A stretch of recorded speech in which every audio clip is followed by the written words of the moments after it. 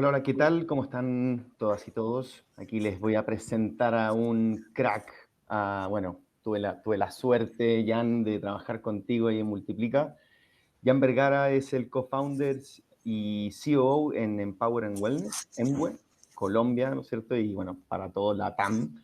Y también co-founder and CSO de Human, docente también, productor de televisión. ¿Qué cosa no has hecho, Jan? De alguna manera, comunicador social, un genio, te diría que de las personas y ahí, Jan, bueno, un honor tenerte acá, de las personas que más intelectualmente creativo, activamente leyendo libros, ¿no es cierto?, todos los días. Y de alguna manera, Jan lleva más de 20 años de experiencia ayudando a empresas, haciendo negocios, todo lo que tiene que ver con innovación, con creación de estrategia. Y nada, un honor, Jan, tenerte aquí. Así que eso, no sé si te quieres presentar un poquito, contarnos un poquito de ti, Jan. Nacho, nada, mil gracias a ti por esta invitación, a todo el equipo del Congreso, que realmente me encantó desde el principio esta invitación porque es un tema que me apasiona, que he venido, digamos, no trabajando directamente. Ahorita se van a dar cuenta que mi conexión, digámoslo así, con los recursos humanos es un tema muy transversal, pero realmente es un ADN que tengo porque definitivamente estoy convencido de que los que hacen que pasen las cosas en las organizaciones definitivamente somos las personas.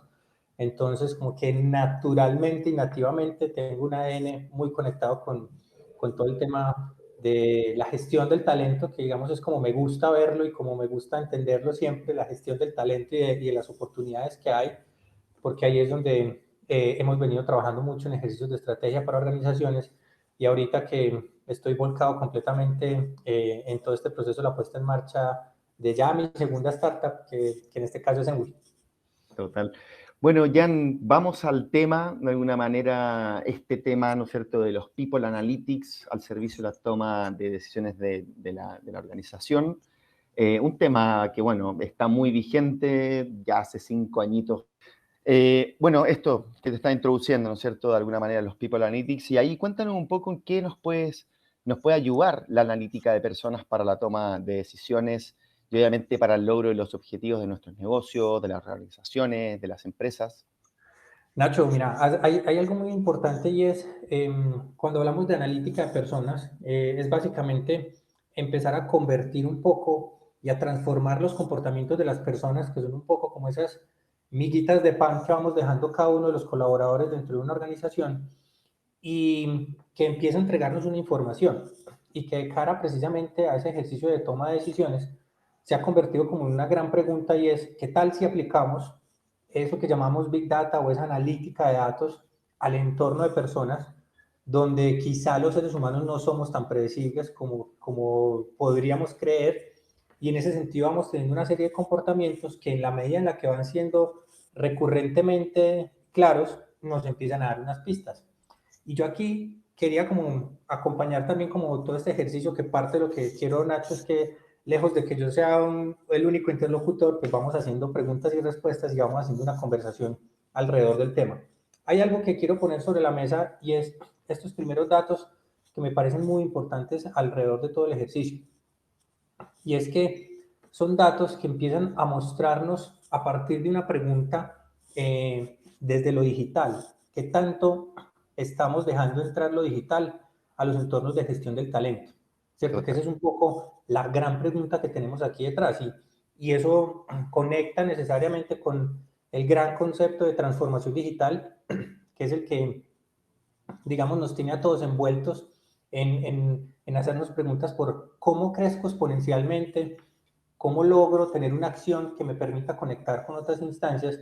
Y cuando vemos un poco estos datos que estamos viendo en pantalla, cuando veamos que solo el 8% de las compañías consideran que son digitales, pues hay una gran oportunidad de trabajo allí, ¿cierto? Hay una brecha enorme de oportunidad no solo para las empresas que trabajan en entornos de desarrollo de todo el ejercicio de madurez digital en las empresas, sino para los líderes que están detrás, involucrando las tecnologías como parte de su ejercicio de acompañamiento.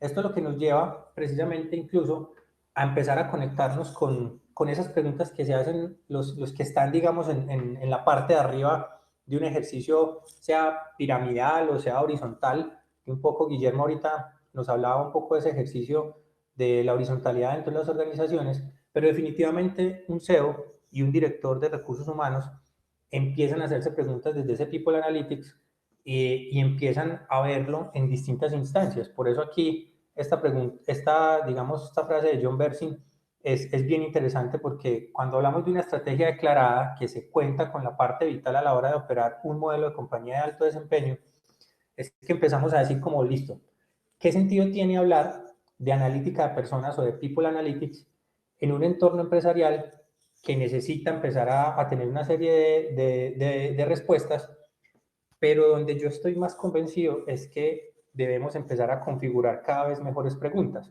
porque ese es el gran potencial que tienen los datos de las personas. Y aquí es donde empezamos incluso a tener unos datos que hablan un poco, digámoslo así, al oído de esos tomadores de decisión que están enfrentados a todo el tiempo estar trabajando sobre números y a estar jugando a favor de los inversionistas y de las partes interesadas dentro de una organización, donde incluso llegamos a un dato que es bien importante y es que $13.1 o $13 en general, para redondear la cifra, es aquello que te retorna por cada dólar que inviertes en un proceso de People Analytics bien estructurado. Estos son datos de una investigación de Deloitte del año 2018 que precisamente empezó a entenderse, y esto, digamos, opera también en entornos de empresas de más de 10.000 empleados, donde el ejercicio es bastante crítico, y en la medida en la que yo empiece a instalar este tipo de lógicas de trabajo entre las organizaciones, me va a permitir a mí cada vez ser más pertinente y más contundente a la hora de conectar con esas instancias. Esto definitivamente nos lanza una pregunta, y es una pregunta de, dentro de todo ese gran universo de lo que implica trabajar con analítica de personas dentro de una organización, hay una en particular y que quise, digamos, como hacer un especial énfasis para todo este proceso en particular, y es ONA. Todas estas que estamos viendo aquí son lógicas que están inmersas en el escenario del People Analytics, como la escucha de personas, como el tema de inteligencia artificial y de machine learning, el análisis de comportamiento, etcétera, etcétera, que son toda una serie de instancias que responden también a un análisis de datos, pero hay una en particular en la que quería detenerme, que es esta, que ha venido siendo priorizada, incluso esta organización Insight 2.2, que empieza a entregarnos información de valor, nos la pone en primer lugar a partir de las encuestas que hacen con estos líderes de talento humano entre las organizaciones. Pero la gran pregunta es, ¿qué es ese ONA o Organizational Network Analysis que empieza a mostrarnos unos escenarios bien interesantes? A mí me gusta mucho esta definición del director de talento humano de General Motors, que dice, proporciona una nueva forma de evaluar cómo las personas se muestran en una organización. Y ahí, Jan, para que, Dale, dale. para que sea más específico, ¿qué es específicamente el ONA? Yo creo que hay muchas personas que no conocen este concepto. ¿Y para qué nos sirve el ONA? Tal vez en algún ejemplo, si nos puedes contar un poquito lo que tú obviamente implementas en las organizaciones. Mira, Nacho, aquí hay algo importante, y es que cuando hablamos de un análisis de redes organizacionales, que es lo que traduce ese gran concepto de ONA, es un poco la definición que nos pone aquí en pantalla Michael Arena, y es, Nacho, te voy a usar como ejemplo, me Sí. perdonas, utiliza un correo electrónico, interactúa con las personas a partir de una plataforma como Slack para tener información de ida y vuelta, pero aparte de eso también interactúa con una plataforma de recursos humanos que puede ser el Bamboo HR, ¿cierto? Y en ese sentido, tú ahí tienes 3 puntos de contacto: correo electrónico, interacción de mensajería, y aparte de eso, interacción con una plataforma que te permite administrar tu tiempo libre, que te permite pedir tus vacaciones, que te permite reportar tus días de baja. Y todos esos datos son datos que me permiten a mí crear una forma de comportamiento de Ignacio dentro de la organización a la que pertenece. Entonces, mira que ahí incluso esto es algo que favorece un montón el escenario del teletrabajo hoy, porque me permite a mí entender que si soy el director de recursos humanos de una organización, estoy viviendo en Barcelona y tengo personas en 15 países, pues tengo la posibilidad de entender esas personas, cómo se mueven dentro de su día a día, y esos comportamientos, ¿qué me empiezan a decir a mí como director de recursos humanos para empezar a tomar decisiones de valor? Total. Voy a ir a un ejemplo un poco más estructural en esta línea que creo que nos ayuda a verlo más. En este caso, cuando hablamos de que ONA nos entrega como una radiografía del funcionamiento interno de la organización, es como hacer el comparativo de los dos gráficos que estamos viendo. El gráfico izquierdo es un gráfico tradicional, el que nosotros llamamos un personigrama, por así decirlo, donde están las personas y sabe uno de quién depende, con quién se interrelaciona. Y al lado derecho estamos viendo cómo lo ve ONA, que es un ejercicio informal, oculto y altamente revelador, porque yo aquí podría ver a la persona que es Milavec o Mitchell, que está aquí en alguna de las instancias, aquí lo estamos viendo, Mitchell, básicamente lo vemos como de quinto en un lugar, pero eso a mí no me está diciendo nada. Pero cuando yo lo veo interrelacionado y veo Mitchell todas las relaciones que tiene con una serie de actores importantes dentro de la organización, esto me empieza a revelar pistas y me empieza a mostrar un comportamiento mucho más aclarador para la pregunta que yo me esté haciendo, ¿cierto? Entonces, partiendo incluso del concepto de red, yo empiezo a decir, listo, Mitchell, ¿cuál es la red de Mitchell? Ya sé que son todas estas personas. Mitchell es el centro, por consiguiente es una persona importante, todos tienen que ver con Mitchell, ¿cierto? Y en ese sentido hay unos que tienen que ver más, otros que tienen que ver menos, pero al final Mitchell está en la mitad, ¿cierto? Distinto como lo vería en el lado izquierdo, que básicamente lo veía como una persona más dentro de la organización.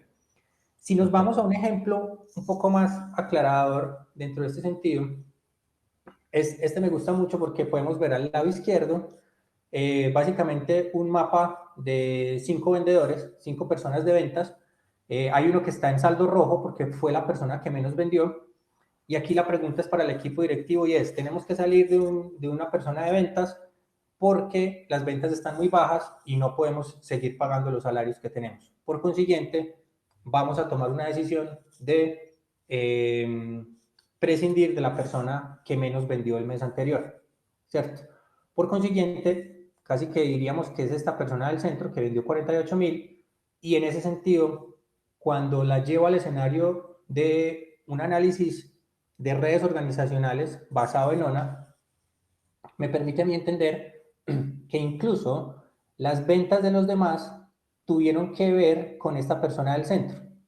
Quiere decir que en sí mismo esta persona para sí misma convirtió esta pequeña cantidad, pero ayudó a convertir en una porción a las demás personas en el ejercicio de ventas. Por consiguiente, es la persona que por el contrario vendió más que los demás porque participó de las ventas totales del equipo. Si en ese caso los directivos estuvieran tomando una decisión basada en la información del lado izquierdo, que digamos es el escenario tradicional, estarían dejando de entender cuál fue la participación en las ventas de esa persona con respecto a las ventas de los demás personas del equipo de trabajo. En ese sentido, estarían tomando una muy mala decisión porque estarían desechando a una persona que fue el responsable en gran medida de las ventas totales de todo el equipo. Listo. Creo que eso nos da un Sí. poco de claridad alrededor del ejercicio, porque básicamente, ¿qué hace ONA? Nos revela información que a simple vista no podemos ver, o que la lógica de tiempo, persona, salario versus ventas, en este caso, inmediatamente se va reflejada en esa persona solo vendió 48,000 cuando no sé qué participación tuvo en las ventas totales de la organización. Oye, Jan, y una preguntita, porque de alguna forma, ¿no es cierto? Esto también juega con muchísimas barreras, ¿no es cierto? Miedos que pueden tener las personas cuando uno implementa este tipo de herramientas. Uh -huh. ¿Cómo manejamos esas resistencias, miedos, barreras y también poner en valor, ¿no es cierto?, sobre todo el comité de dirección o el comité directivo, el uso de estas herramientas, no solo para lo que hacemos en gestión de personas, ¿no es cierto?, sino para toda la toma de decisiones a nivel organizacional. Aquí hay un reto, Nacho, enorme, y es porque cada vez vamos a empezar a acceder a datos, digámoslo así, que hay que manejar con muchísimas más pinzas, ¿cierto? Si lo fuéramos a poner en esos términos, porque así como me di cuenta que esa persona pudo haber salido, digamos, del grupo de personas listas para ser despedidas, porque me di cuenta que acompañó a otros en las ventas, alguien podría decir como, pues la persona simplemente lo pudo haber reportado y no tendría que haberse hecho un ejercicio. Pero eso funciona cuando tienes un equipo de ventas de 5 personas. pero cuando tienes un equipo de ventas de 1.500 personas, tú no puedes ir a ese nivel de detalle y necesitas que los números y las métricas y las analíticas inmediatamente te hagan la alerta de cómo tienes que tomar decisiones alrededor de ese ejercicio. ¿Qué es lo importante? Entender que un poco cuando somos parte de una organización se abre un escenario de hipertransparencia, ¿cierto? ¿Qué quiere decir? Que no puedo engañar como engañaba tan fácilmente hace unos años, ¿cierto? En el sentido de, si yo estoy, digamos, trabajando para una organización y estoy haciendo unas labores que no tienen que ver con mi trabajo, pues va a ser más fácil empezar a darnos cuenta de esas cosas, ¿cierto? Va a ser más fácil que el empleador se dé cuenta de ese tipo de cosas y va a ser más fácil que la persona pues entra en problemas precisamente por ese tipo de ejercicios. Por poner un solo ejemplo, en el caso de Enwi, por ejemplo, Nacho, que nosotros accedemos a una información que básicamente es de composición corporal, donde incluso inmediatamente yo te puedo medir a ti y yo sé que tú pesas 80 kilos, ¿cierto? Pero aparte de eso sé cuánta agua tienes en tu cuerpo y aparte de eso sé cuántos minerales hay en tu cuerpo y aparte de eso sé cuál es tu ritmo cardíaco las últimas veces que te has medido, por eso puedo hacer un promedio. Y empiezo a trabajar con esa información hacia un ejercicio de entender cuántos riesgos de salud tiene Ignacio y por consiguiente yo como empleador, cómo puedo impactar en reducir esos riesgos de salud de las personas, ¿cierto? Entonces ahí empezamos a meternos en un escenario muy importante y es que los empleadores empezamos a ser partícipes del hecho de abonarle al bienestar de una persona o restarle al bienestar de una persona en la medida en la que tenga un comportamiento a favor o en contra del mismo, ¿cierto? Por consiguiente, soy corresponsable del hecho de una persona cómo termina siendo impactada en un escenario de bienestar de este tipo. Y un poco para conectar tu pregunta es, yo creo que hay que entrar en un ejercicio de apertura y entendimiento de riesgos, ¿cierto? Porque cada vez accedemos a más datos, pero cada vez vulneramos más la privacidad también de las personas. Y ahí es donde está como la delgada línea, ¿cierto? El vaivén de todas estas instancias, porque es como un poco lo decimos aquí en Colombia, es ni tan ni muy muy, ¿cierto? Como cómo ecualizamos y cómo nos quedamos un poco en esa frontera para no ir a conectar de esa manera directa. Hay algo aquí que me pareció importante traerles y es que, digamos que dentro de todos estos actores, con seguridad todos los que nos están viendo se están haciendo una pregunta y bueno, ¿con quién trabajo? ¿Con quién hago esto? ¿Cuáles son las marcas que están creando todas estas cosas? Aquí hay algo importante y es que aquí simplemente tomé unos screens de una de las marcas más destacadas alrededor del tema. Hay muchos grandes aquí en la ecuación, como Microsoft, por ejemplo, que ha venido haciendo este tipo de instancias hace mucho rato, pero básicamente se divide como en dos lógicas, en los que son activos y en los que son pasivos, ¿cierto? Casi que los que están en el escenario, los pasivos, son los que nos proporcionan más como una autopista de trabajo para entrar en estos entornos. Y los que están en el escenario activo son aquellos que nos permiten ir al detalle. Creo que tú, Nacho, tuviste la oportunidad de ver Panalyt, cómo trabaja este tipo de acercamientos y toda la información que entrega alrededor del tema, que es muy importante que los líderes de talento humano empecemos cada vez más a encontrarnos con el que nos gusten los datos, el empezar a entender un dato, cómo empieza a dar información, el empezar a entender cómo hacerle preguntas a los datos, cómo formular retos para los datos, porque básicamente con los datos podemos hacer todo lo que queramos. Lo importante es qué buena pregunta está formulando el accionar de los datos que hay detrás, ¿cierto? ¿Cuál es esa pregunta que nos está permitiendo conectarnos con todas esas lógicas de actuación? Y aquí hay algo que lo hablamos alrededor de todo esto, Nacho, y es un poco como, bueno, listo, si fuéramos a hablar de ONA, ¿qué me ayuda a resolver? Aquí traje como ocho preguntas en principio que nos ayudan mucho como a conectarnos con esta instancia, y es, ¿quién influye positivo o negativamente quién influye positivo o negativamente en la cultura del cambio de una organización, ¿cierto? Si yo me hago esa pregunta en términos de decir, listo, tengo una forma de seguirlos a todos y entenderlo, inmediatamente me voy a dar cuenta dónde está el grado de influencia de una persona, sea positivo o sea negativamente. La segunda, que es una de las que más me gusta, es cuáles empleados corren más riesgo de quemarse, ¿cierto? Ese quemarse está en la instancia del famoso burnout, ¿cierto? En el que estamos ahorita, que ha sido muy importante para el seguimiento de las personas que están en todo el tema de salud, que básicamente hoy están reventados porque llevan quizá 30 meses trabajando sin descanso y están entrando en unos escenarios bastante críticos. Y eso posiblemente le ha pasado a muchas personas más en distintas organizaciones y distintos mercados. ¿Qué sucede aquí entonces? ¿Dónde nos pondrá el desgaste en mayor riesgo? Perdiendo conocimiento o conexiones, ¿cierto? Perder conocimiento es que se nos van personas y simplemente pasaron por la organización y no me di cuenta del gran potencial que tenían y las perdí, ¿cierto? ¿Cómo podemos reducir tiempo para ser productivos en las contrataciones? Esto es algo que desgasta mucho a las organizaciones. Un escenario como las BPO, por ejemplo, las que trabajan con temas de call center, que todo el tiempo están reclutando y haciendo un onboarding de personas y saliendo de otras personas, es algo que los desgasta muchísimo. Aquí hay una pregunta que para mí es muy clave, que es la 8 y es, ¿quiénes son nuestros verdaderos expertos en la materia? A mí me encanta que ONA ayude a detectar esto, porque en esto las organizaciones a veces pierden bastantes talentos, precisamente porque no se dan cuenta de esas personas de high potential, cómo empiezan a ser importantes, detectarlas a tiempo dentro de la organización para tenerlas en un lugar donde quizás rápidamente no se aburran y perdamos un gran talento dentro de la organización. Estas son algunas preguntas preliminares alrededor de todo este escenario, pero ahí están cómo podemos estimular la innovación dentro de la organización, cómo medir y aumentar el impacto de las iniciativas en términos de diversidad e inclusión. Esto es bastante importante porque en la medida en la que una organización crece en estas instancias, pues obviamente eso termina redundando en temas de alto rendimiento y desempeño. Oye, Jan, y saliéndome un poquito del libreto, porque creo que estas preguntas, ¿no es cierto?, nos gatillan muchísimas, obviamente, ¿no es cierto?, desafíos que tenemos en la organización. Y desde esto que nos comentas, sobre todo estas 8 preguntas que nos comentas, ¿cómo al final el People Analytics, entendido como el uso de todos los datos, ¿no es cierto?, para la toma de decisiones, cómo nos ayuda hoy día a poder crear, obviamente, planes de desarrollo organizacional o una estrategia de desarrollo organizacional entendida como un impacto en todos los macroprocesos de recursos humanos o de capital humano?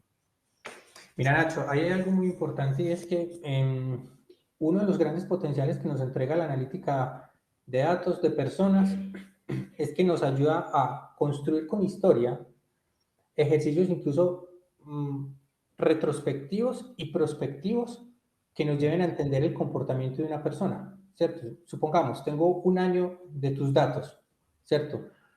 Antes de que ingresaras a la organización, puede que no tenga muchos datos o mucha información al respecto, pero tu comportamiento dentro de la organización me ha permitido a mí empezar a, como jefe, quizá empezar a hacerme preguntas como, creo que Nacho podría ocupar este cargo que sé que esta persona va a dejar en 3 meses y entonces preparo un plan carrera para llevarlo a, ¿cierto?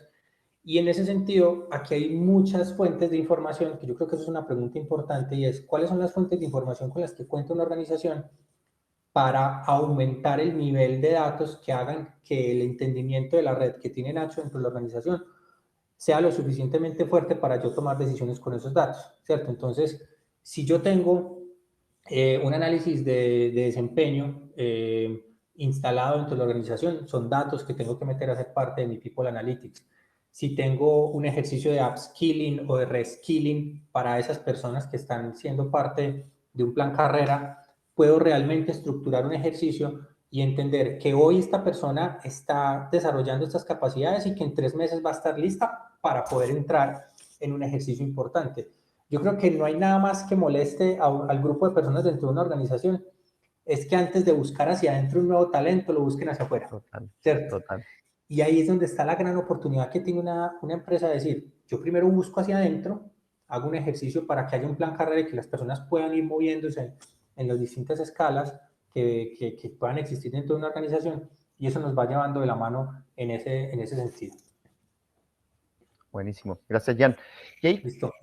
un poquito también vinculándolo con uno de los, tal vez, puntos centrales que hoy día tenemos como áreas de capital humano, ¿cómo al final el People Analytics te permite, ¿no es cierto?, y te ayuda a diseñar e implementar planes de bienestar ad hoc a las necesidades, obviamente, de las personas que están en tu organización.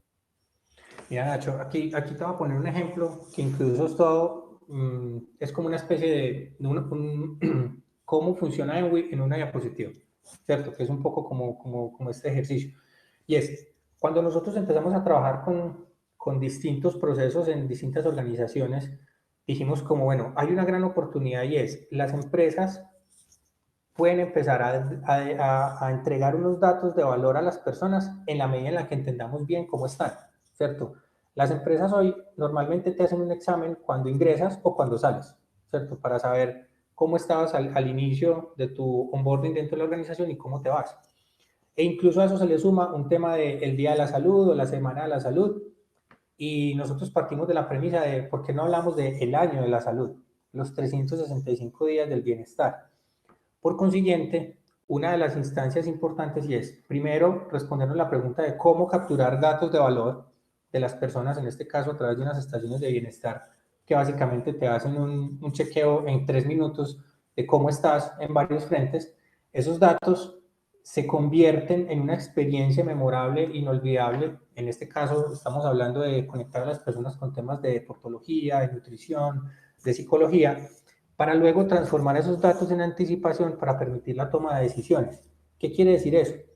Que yo puedo tener personas reportadas como alguien que tiene hipertensión. Lo puedo saber porque en el examen que me hicieron a la entrada me lo reportaron, pero tradicionalmente no hago nada más que saberlo. No me ocupo de gestionarlo, ¿cierto? Por consiguiente, si yo sé que esa persona es hipertensa y yo la tengo en un área donde hay una tensión muy alta, puedo ser puedo ser una organización que esté colaborando con el hecho de no darle calidad de vida a esta persona, ¿cierto? Por consiguiente, agravar la situación. Si yo me ocupo de mantener a esa persona en un monitoreo, de llevarla a un ejercicio de cambios de hábitos asociada a cómo puede mejorar esa condición de vida, que es algo reversible, esto es un tema bien importante y es que todas las enfermedades de no transmisión, que son incluso causantes de muertes por encima de las que ha causado una pandemia, tienen algo a favor y es que son enfermedades que yo puedo revertir en la medida en la que cambio hábitos, en la medida en la que me alimento mejor, en la medida en la que tengo mejores relaciones conmigo mismo y con los demás y en la medida en la que activo ese proceso de actividad física. Por consiguiente, casi todas estas acciones, en la medida en la que tú estás siendo parte de una organización, pues una persona fácilmente puede pasar 10 horas de su día siendo parte de una organización. Por consiguiente, tengo una gran influencia en hacer y en motivar a que esas personas cambien sus hábitos, que al fin de cuentas es un poco como la lógica que hay aquí detrás. Total. No, súper interesante, Jan, sobre todo que conecta con ir generando mejores espacios, ¿no es cierto? No solo a nivel, ¿no es cierto?, del entorno, sino también ir generando una mejor salud, promoviendo una mejor salud, etcétera. Muy, De muy acuerdo, interesante. de acuerdo. Jan, última pregunta y ya después empezamos con las preguntas del público, que bueno, ahí tenemos, y agradecerle a toda la gente que está conectada, ¿no es cierto? Gente en Estados Unidos, España, Portugal, Argentina, México, Bolivia, Qué bien. Colombia, Perú, Inglaterra, Paraguay, República Dominicana y Costa Rica. Así que nos están Uy, viendo desde varios lados, Jan, así que...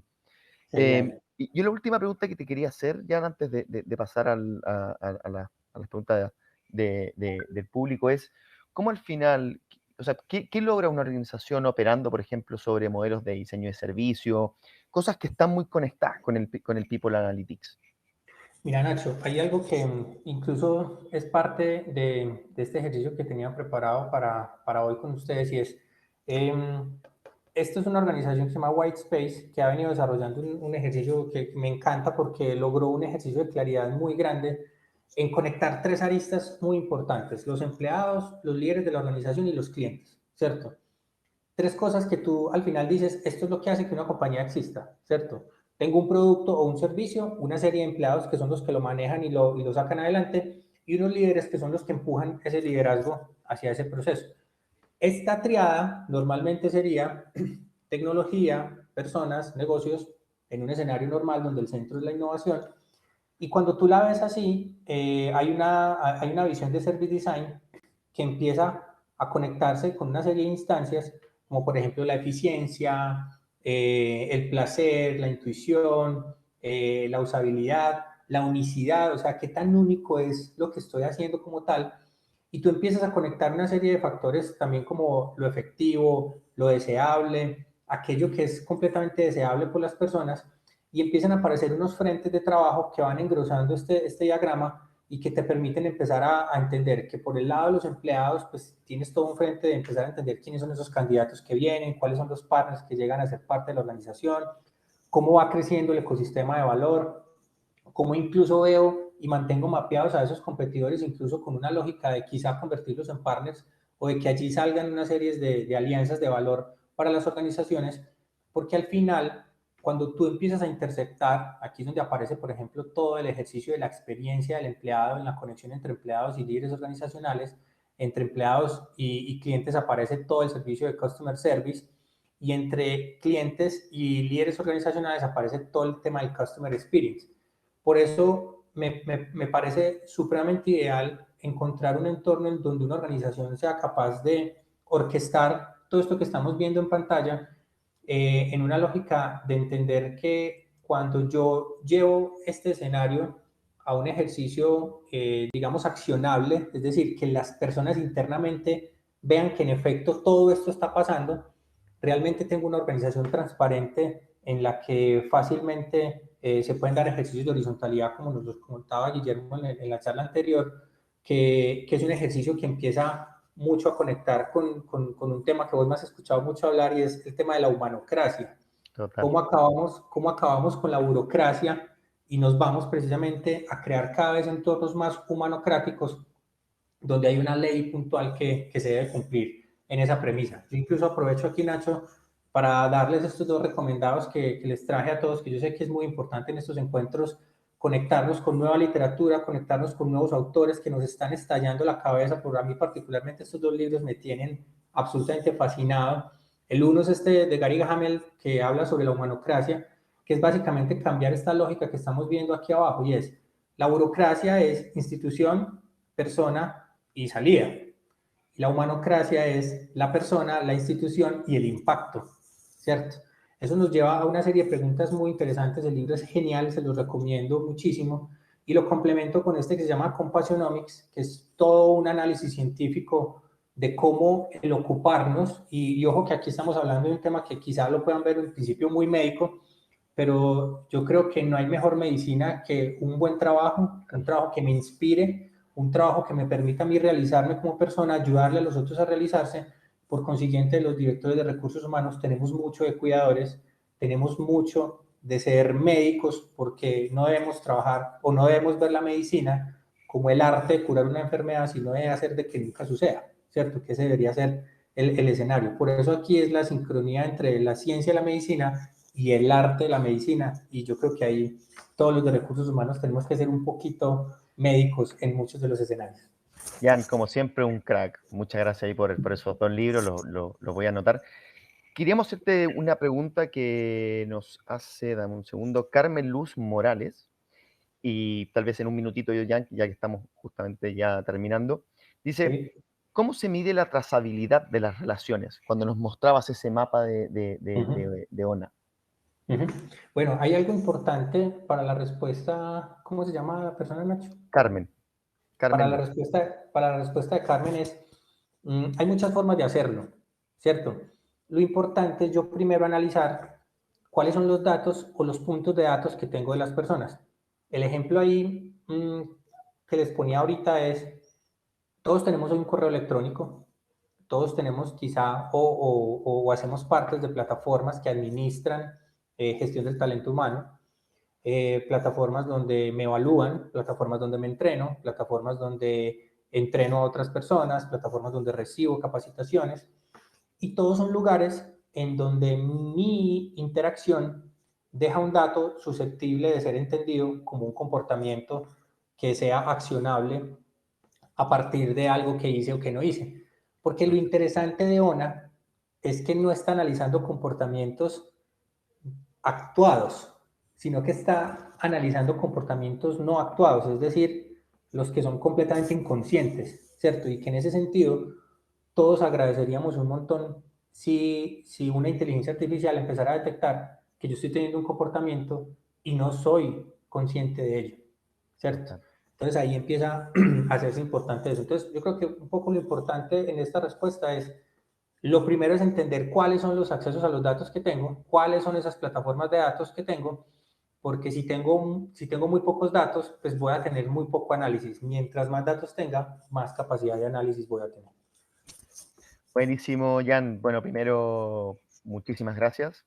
También muchísimas gracias a todas las personas que estuvieron aquí escuchándonos. Y nada, los invitamos a que no se pierdan la próxima presentación. Será moderada por Gabriela Prado y presentará a Carlos Manríquez, otro crack más, fundador y CEO de Codify. Y bueno, nos van a hablar de un tema muy interesante que es cómo al final se va de un modelo de analítica prescriptiva para DEO. Así que, Jan, un gran abrazo. Así A que ustedes. eso. Gracias, Gracias por Nacho. todo. A ti.